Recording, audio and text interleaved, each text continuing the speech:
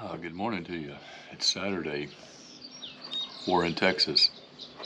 We're back down here on our farm here. It's my dad's 80th birthday weekend party celebration, so we flew down last night to celebrate his birthday today. We rented out a big hall or whatever it is there in town, and family and friends from all over for the past 80 years is coming to help celebrate achievement of life. And I decided to get up early and have coffee with you. I think next I'm going to go down and have breakfast with my mom and dad and start getting ready for the party this afternoon. One thing we all try to do is we all try to grow old.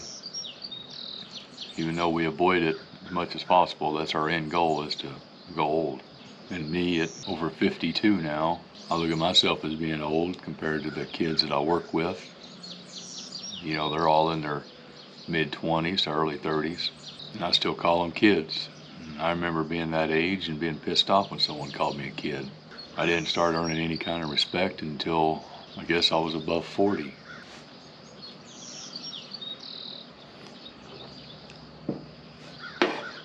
Even though I knew what I was doing, nobody took me serious until after about that 40, 42, 43 mark. That's when people stopped and started listening to me. And even now, a lot of people still don't. It's just funny how we spend our whole life trying to get to the golden years, and we don't even know what that's in store for us when we get there. You know, I graduated with a bunch of old boys that didn't even make it as far as I have. And that's pretty sad that they didn't get to see grandkids and stuff like that. You know, they were good guys too. Just bad genetics or bad luck. I don't know.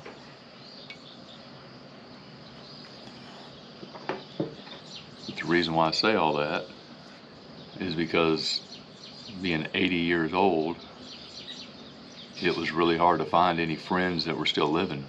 Most of all his friends are all gone. You know, he has acquaintances that he's met, you know, after the fact, but childhood friends, maybe a couple, you know, and that's pretty sad.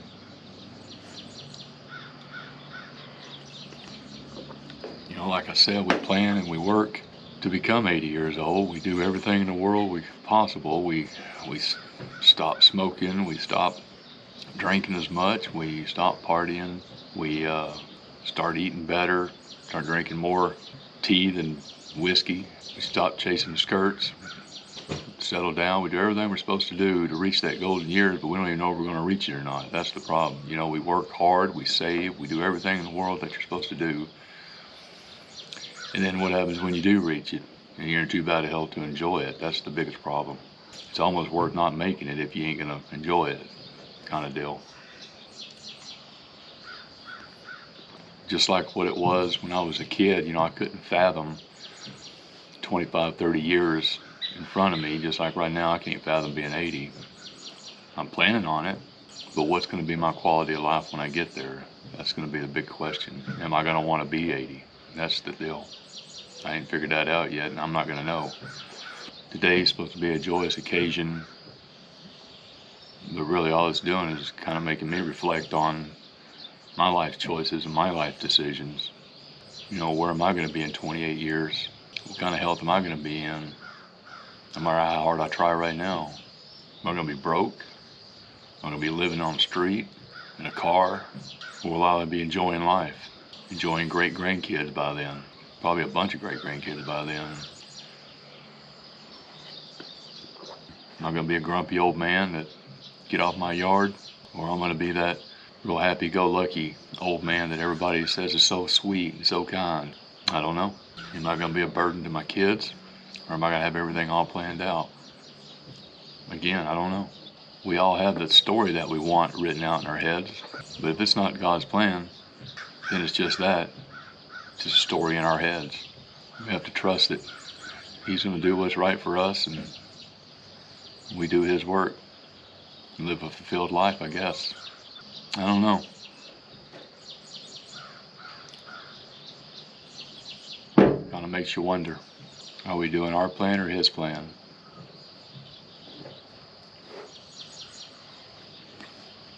How do we know? Other than that, I'm going to get this day started. Appreciate you having coffee with me. I'm going to go have breakfast with mom and dad down there, and we're gonna have a full and joyful day. And then we'll have coffee again in the morning before we start heading out to the airport. We're flying back first thing tomorrow. Short trip. Turn and burn. Appreciate you.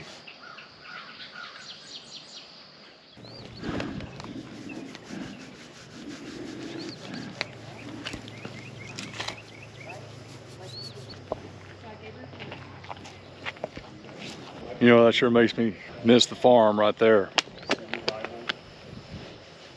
You don't get this in the apartment in the middle of town in Colorado. Full ovens of a cow. Good morning, it's Sunday. About 5:45 in the morning. I don't know how this video is going to turn out, to be honest with you. And here in about 45 minutes, I'm going to fly back to Colorado to start another week.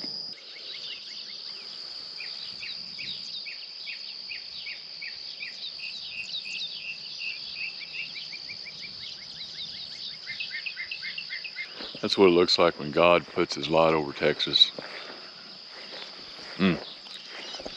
Love it. In the beginning, I had an idea about this video where I was going to walk through the airport and show the hustle and bustle, and maybe put the camera down on the moving sidewalk and walk beside it or something. I had all these little thoughts and ideas on how I wanted to do a boring video about going to Texas for a birthday party, but it's turned out to be not that.